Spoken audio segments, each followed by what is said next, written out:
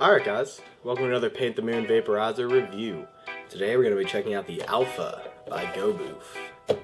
Let's get into it.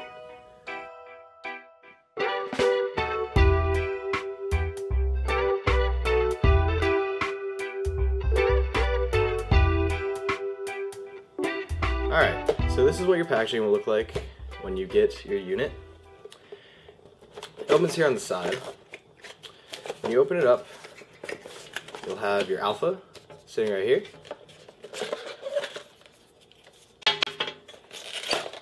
Underneath it, you will have this little bag which has some cleaning kit. It's basically like a little cleaning kit. It has pipe cleaners, little toothpicks, and replacement mouthpiece in case you lose yours. It also comes with a few vape wipes, or vape wipes? Yeah, vape wipes. And in the very bottom is where your charger will be. Mine is out because I actually have already charged this. And it comes with an instruction manual. Pretty cool stuff. Alright, so let's get into the unit itself. It's a pretty small unit, very small in the hand. I mean, I have decent sized hands, but it's shorter than the PAX 2, at least by a little bit. It fits really comfortably in your hand. It's a lot lighter than you would expect. I don't have an exact weight, but it's very light.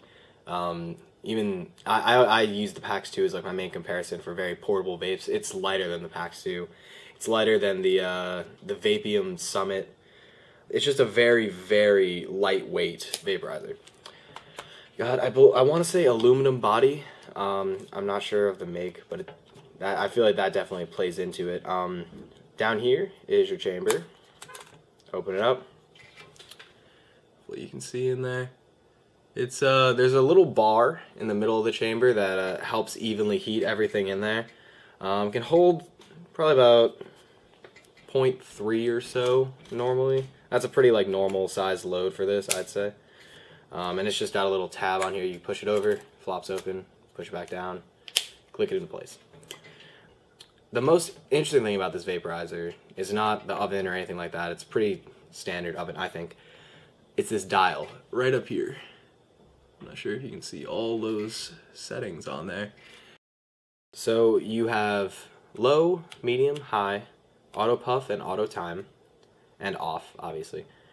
The auto puff raises the chamber up to 374 degrees Fahrenheit, and then it will, every time you take a puff, raise it a couple of degrees until you get to the highest, which is 428 degrees Fahrenheit.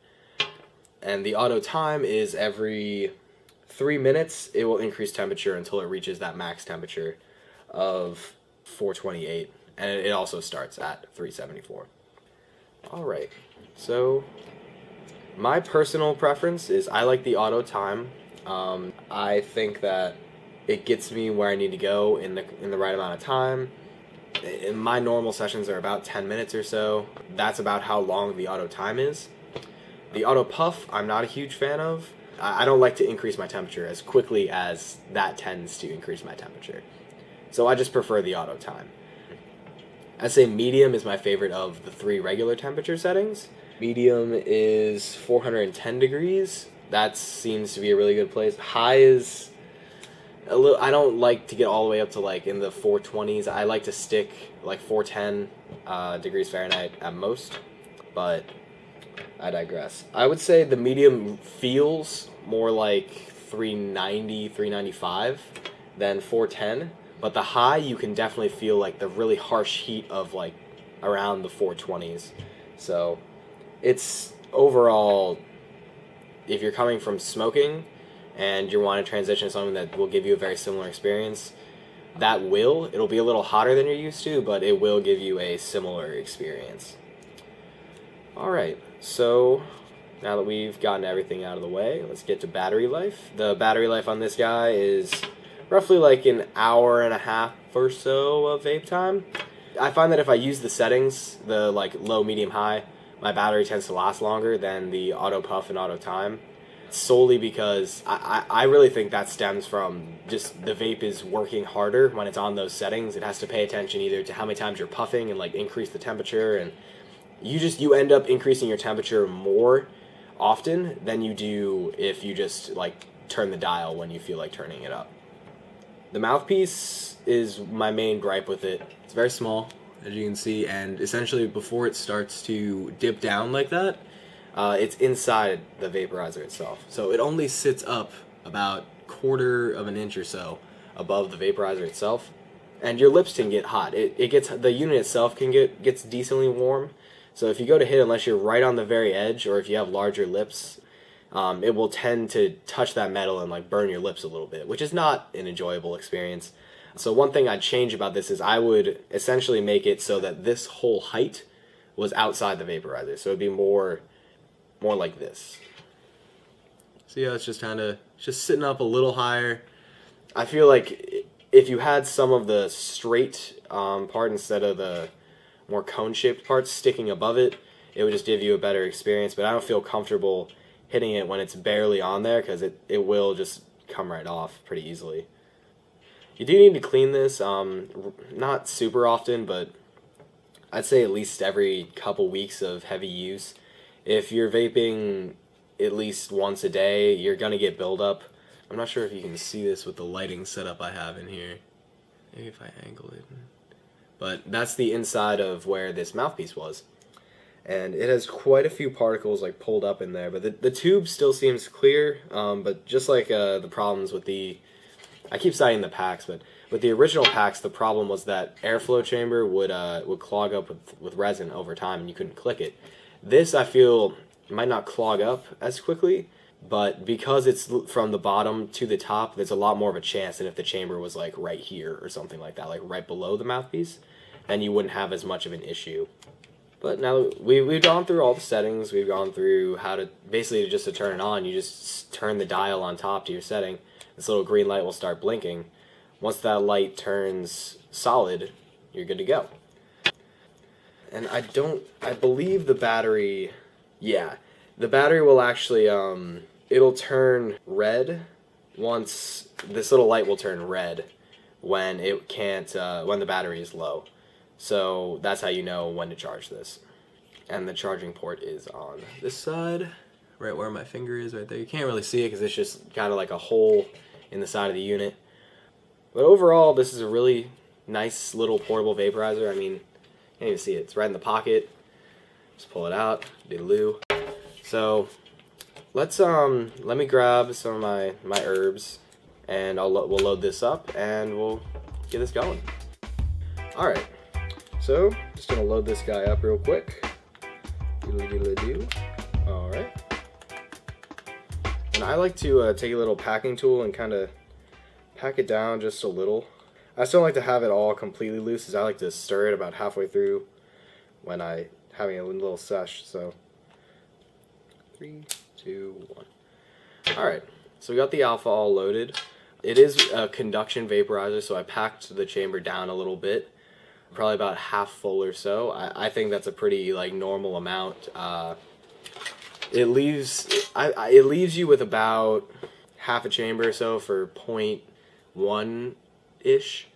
The main thing for vaporizers for me is efficiency, so I don't like to use a lot of material when I vape. So what I'm gonna do is I'm just gonna start it on low and run it up to high. I'm not gonna actually show you the vapor coming off the auto puff and auto time, because it'll essentially be the first puffs you get will be like when those two settings first start out, and gradually throughout it'll just kind of be more or less the same kind of experience.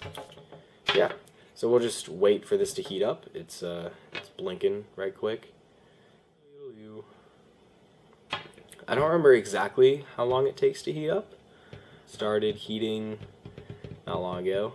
Before it's alright, it's ready. So I guess it heats up in about a minute or so, pretty quick. So it's on low, which is 374 degrees Fahrenheit.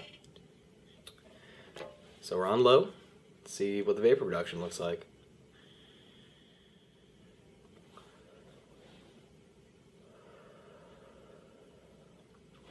As you can see, not a ton of visible vapor. Flavor is really good. It's very interesting. I feel like on low, like all vapes, you tend to have much better flavor than any other setting. But for me, low just doesn't really do it. It's only flavor for me. I need a bit more than that. So I'm going to turn it up to the mid, M-I-D. Not sure why they didn't do M-E-D, like medium. But whatever. So, it's already heated up. It's quick. This is a very quick heating vaporizer. Alright.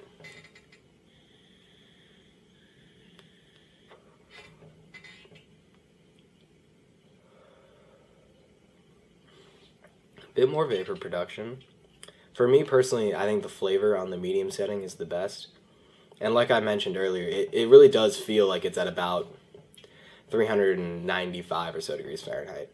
Even just when you feel the vapor coming out, the heat of it doesn't feel like 410 degrees.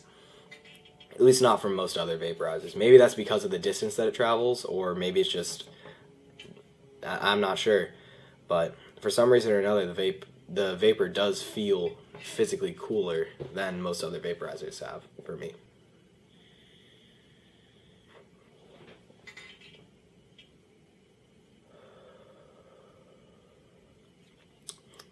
Alright, let's try and get up to high. Just so you guys can see what you're working with here. Still heating, and it's heated. This thing heats really quick. The manual does say that after it gets to the highest temperature, or reaches your temperature, you're supposed to wait a little while. Doesn't make a lot of sense to me. I personally wait only about like 10 or so seconds usually. But they say to wait about 30 seconds or so, especially on the first heat up. Alright, so this has been the Alfa by Goboof. If you're looking to pick this up, check out the description. If you're looking to get in touch with us, we're on Facebook and Twitter, also in the description. We're also on Reddit and FC under the username Paint the Moon. Feel free to check us out, drop us a line, what have you. Please subscribe, and thanks for stopping by.